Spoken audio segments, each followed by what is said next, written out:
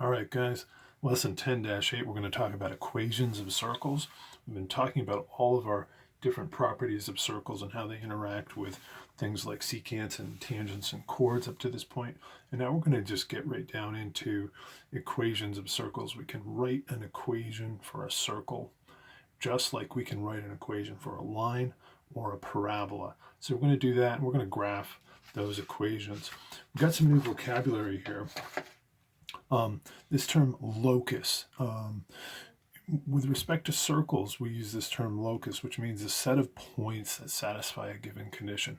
So with respect to a circle, we're talking about a circle really is the locus of all points that are equidistant from a given point. So think of all the points that are, say, 2 units from that point, or 5 units from that point, or just equidistant from that point.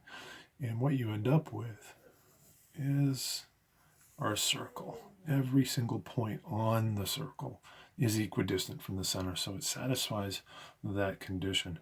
We're going to look later on in this lesson, towards the end, at a compound locus, which is a set of points that satisfies more than one set of conditions. So for instance, what would happen if we graphed a circle and a parabola, for instance? We're actually not going to do this. We're going to graph a circle and a line, but this is an example of a compound locus. What are the sets of points that satisfy both of these conditions? And I think you can see probably that we'd be talking about the intersections of these graphs. Now, we're also going to have to dig up some old vocabulary to be able to get through all of the problems in this lesson and really work with equations of circles. Hopefully, you remember from Algebra 1, this is an Algebra 1 term. Algebra 1, completing the square. Okay, and this is the process that you go through to add a term to a binomial so that you can end up with a perfect square trinomial.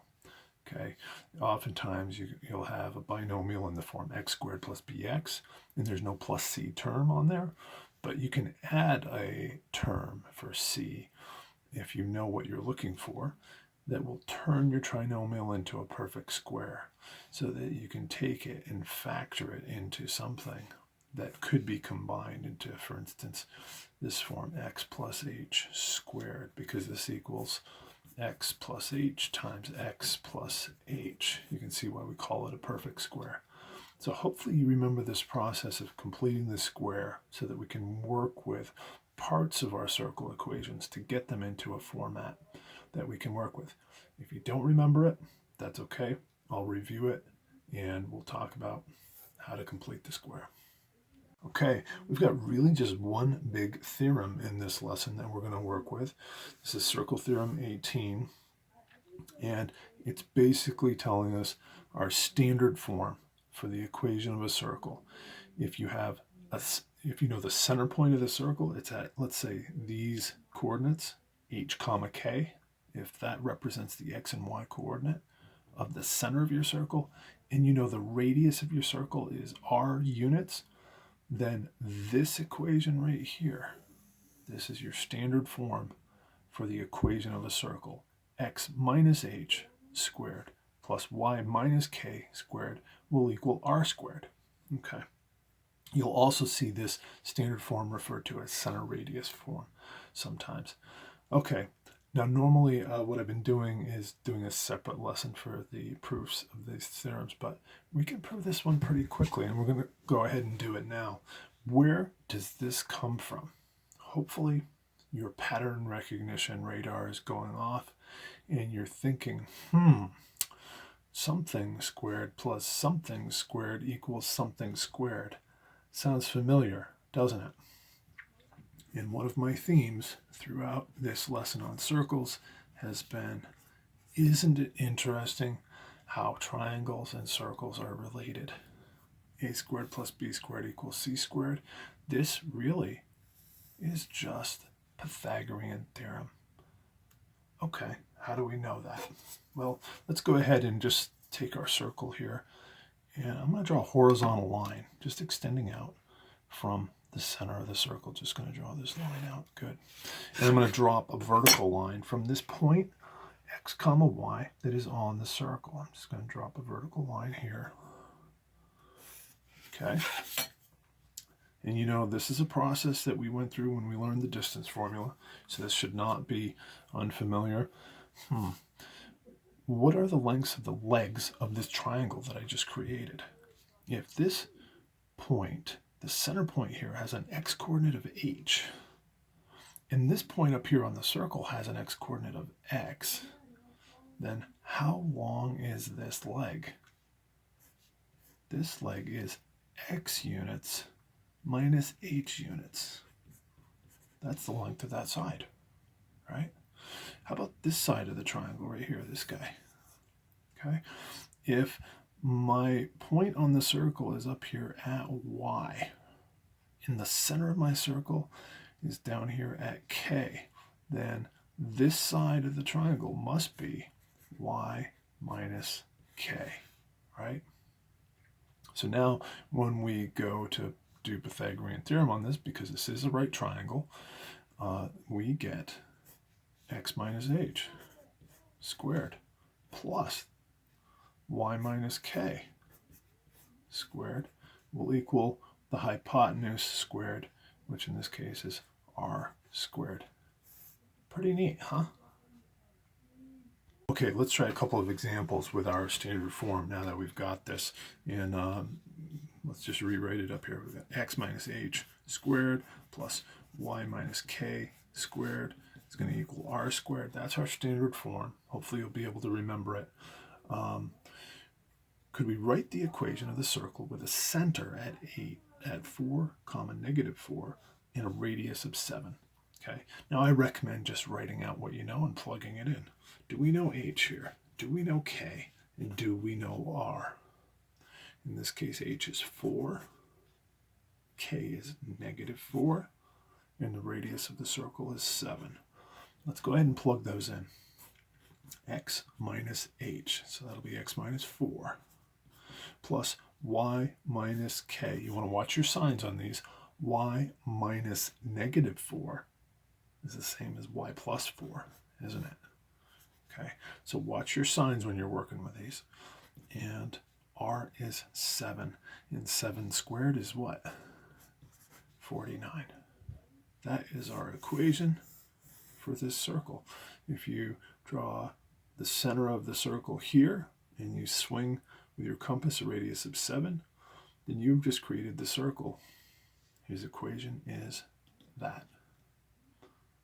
All right, could we write the equation of the circle with a center at negative 3, negative 6, and a radius of 4? Let's go ahead and write down what we know. Do we know h? Do we know k? And do we know r? In fact, I think we do. H is negative 3, k is negative 6, and r is 4. Good. Let's go ahead and plug that into our standard form. Get x minus h. That's x minus negative 3, which becomes x plus 3, right? And then I've got y minus k. It's got to go in here. Y minus negative 6. It's the same as y plus 6. Equals r squared. So r squared is 4 times 4 is 16. There's your equation. All right, could we write the equation for the circle shown in this graph? Okay, well, we just need to know h and k and r, right? If we know those things, we're good. H and k represent the x and y coordinates of the center of the circle. So it looks like the center of the circle is at 2, 3. Right, that's 2, 3. So it looks like h is 2, k is 3, and hold on, what's my radius? How do I find my radius? Well, the radius of the circle is just the distance from the center to any point on the circle, right? And the easiest point to pick off looks like this point right here, right? How far is this from the center? 1, 2, 3, 4, 5, 6 units. So my radius is 6. Could we go ahead now and write that in standard form? X minus h, that's going to be x minus 2 squared, plus y minus k, y minus 3 squared, should equal r squared. R squared is 6 times 6 is going to be 36. That is the equation for this circle. Good. All right, could we try that again? Great place to pause the video if you want to practice this one on your own. Could we write the equation of the circle shown here?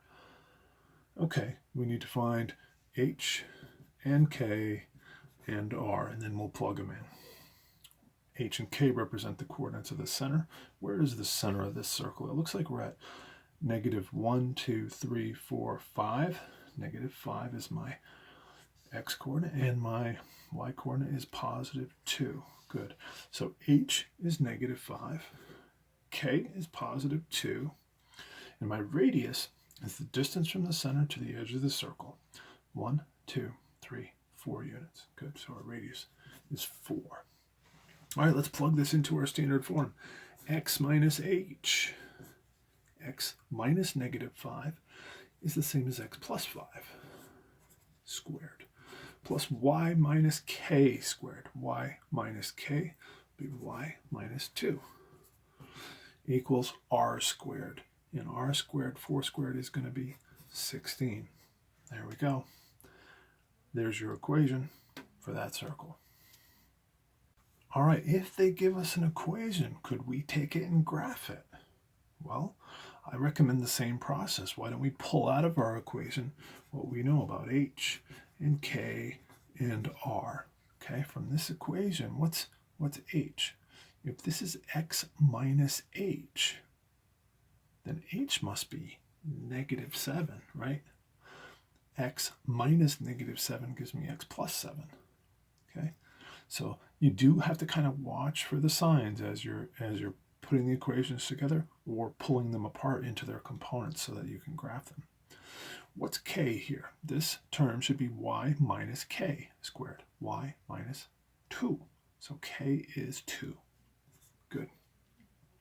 Equals r squared. If this is r squared, well then r is the square root of this number, right?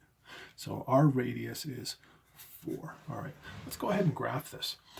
We've got our x and y coordinates for our center. Center of this circle is going to be at h comma k.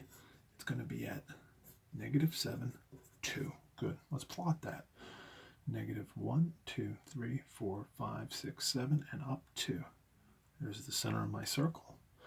And if you want to just kind of sketch it out, you can say, well, my radius is 4. I'll go over 4 units. 1, 2, 3, 4.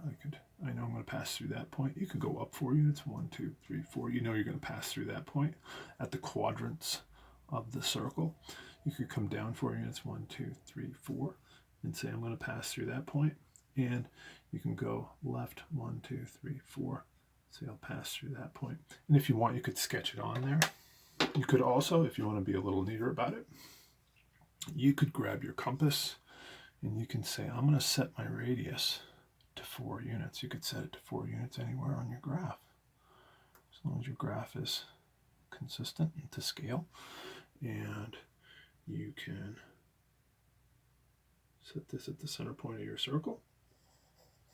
And you can go ahead and draw that arc all the way around. And there, you have just graphed that equation. Let's try one more of these. Great place to pause the video if you want to try this one on your own. See how you're doing with this stuff. I would recommend graphing this equation, listing h and k and r. Okay, do we know h here? This should be x minus h squared. So h must be 3. And this should be y minus k. So y minus k, k must be -2, right? Because y minus -2 would give me y plus 2. And my radius is going to be, this term is r squared. If 25 is r squared, what's r? I'm going to take the square root of that. Radius of my circle is 5. Good. All right, so I'm going to plot the center of the circle first. I know it's at h comma k. That's over 3 down 2. There's the center. right? And I have a radius of 5, so I could go over 1, 2, 3, 4, 5 units. I know I'm going to pass through that point. And if I want, I can set my compass to a radius of 5. And we'll pass right through there, okay? And I'm going to drop that at the center. And I'm just going to swing this arc around.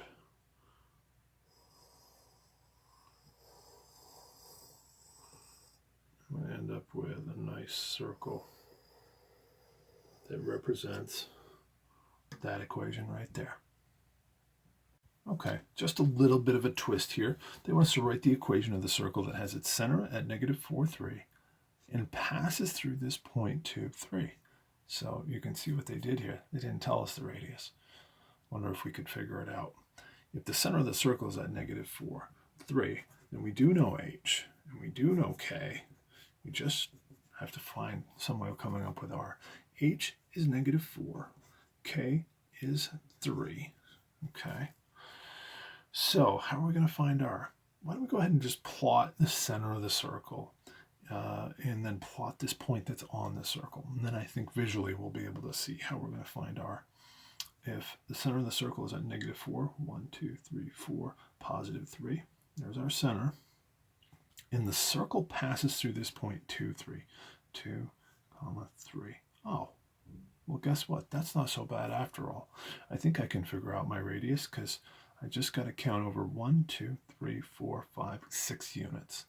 And my radius is 6. Okay, not a big deal after all, huh?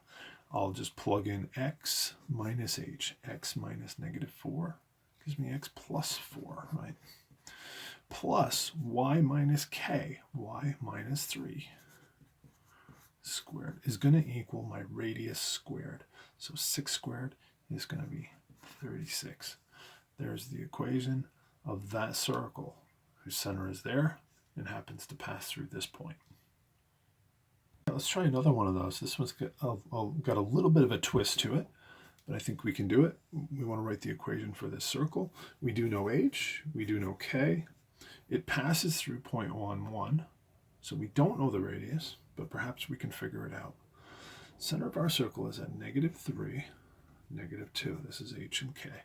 So center of our circle is going to be -3, -2, right here. And this circle passes through point 1, 1. Oh, so I can't do that same trick I did last time where I just count over a couple of squares. But isn't the radius the distance from the center of the circle to this point that it passes through? In fact, the distance from the center to any point on the circle represents a radius. That's our radius. I wonder if we could figure it out.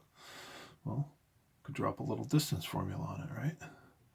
Maybe a little Pythagorean theorem. Turns out there's a little right triangle hiding there in between any 2 points you drop on the Cartesian plane. And this leg of the triangle is 4 units long, and this leg of the triangle is 3 units long. So I think we can find r. In fact, you might recognize a Pythagorean triple here. If you didn't, you could do 3 squared plus 4 squared equals r squared, right? And we could get 9 plus 16 equals r squared, and we get 25 equals r squared, and so you get 5 equals r. And in fact, since in the equation you plug in r squared, you just plug that number in, right? So we're going to go ahead and do our x minus h. X minus -3 gives me x plus 3 squared, plus y minus k. Y minus -2 is the same as y plus 2 squared. It's going to equal r squared. Look at that. We know r squared. It is 25. Good.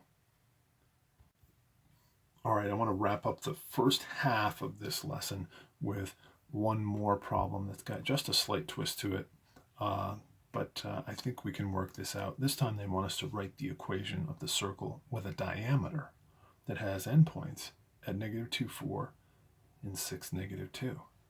Aha! This is neat because they don't give us either the radius or the center point of the circle. So what do you think we ought to do here? When in doubt, sketch it out. Let's put this point -2, +4. That is one endpoint of a diameter of this circle. Let's put it on the plane. The other endpoint of that diameter is at 6, -2. So I'm going to go over 1, 2, 3, 4, 5, 6, and down 2. So this is the other endpoint of the diameter. Can you picture that circle? This is a diameter of the circle. So hopefully you can picture how that circle would look. Where would its center be? Where's H? Where's K? And what is R? Right? Now, if you want, you could say, well, I know the radius is half the diameter, and I could find the diameter by finding the distance from one endpoint of this diameter to another. And so I could come down with a vertical line, and across with this horizontal line to give myself that right triangle I'm looking for. And if you want, you could also plug it into the distance formula. You could say, oh, that's x1, y1, and that's x2, y2. You can do that method. It's not bad. You know how distance equals the square root of x2 minus x1 squared plus y2 minus y1 squared, right? I mean, you can do that. You got to watch out for little sign errors, but I just love to do it graphically. And just go right back to the fundamental Pythagorean theorem. 1, 2, 3, 4, 5, 6. This side of the triangle is 6 units long. And 1, 2, 3, 4, 5, 6, 7, 8. That's 8. Now you can also get that by just quickly looking at, the change in x. As you go from -2 to +6, you went 8 units, right? Which is essentially what's going into your distance formula. So I could say here, this is d. Right, the hypotenuse of this triangle is d, the diameter. So I can say 6 squared plus 8 squared equals d squared. And that means that 36 plus 64 equals d squared. You might recognize here we've got a Pythagorean triple again, because 36 plus 64 is 100. So the diameter of this circle, if you take the square root of both sides, you get the diameter is 10. The diameter is 10. What's the radius? Radius is 5. Okay. All right, so we've got x minus h squared plus y minus k squared equals r squared equals 25. We're missing a significant portion of our equation here. How do we get h and k? Well, where am I going to find the center of the circle? Isn't it going to be on the midpoint of a diameter, right? I think it's right there, h comma k. How do I find h and k? Could I use my midpoint formula? Isn't midpoint equal to x1 plus x2 over 2, the average of the x coordinates, and y1 plus y2 over 2, the average of the y coordinates? So I could say that the midpoint is at -2 plus 6 over 2. Just plugging in those x coordinates. And then the y coordinate of my midpoint is going to be at 4 plus -2 over 2. And we can clean this up. -2 plus 6 is 4, divided by 2 is 2. And 4 plus -2 is the same as 4 minus 2 is 2 over 2, which is 1. So it looks like the coordinates of my midpoint of my diameter, it looks graphically accurate here at 2, 1. All right, that means h is 2 and k is 1. All right, we've got everything we need now to plug into our equation. X minus h is x minus 2 squared, plus y minus k is y minus 1 squared, is going to equal r squared. Good. All right, that's the first half of this lesson. Don't forget to watch the second half. There's some harder stuff that we're going to tackle that's really important for our thorough understanding of equations of circles. Thanks for watching, guys. Tune into the second half of this lesson when you're ready.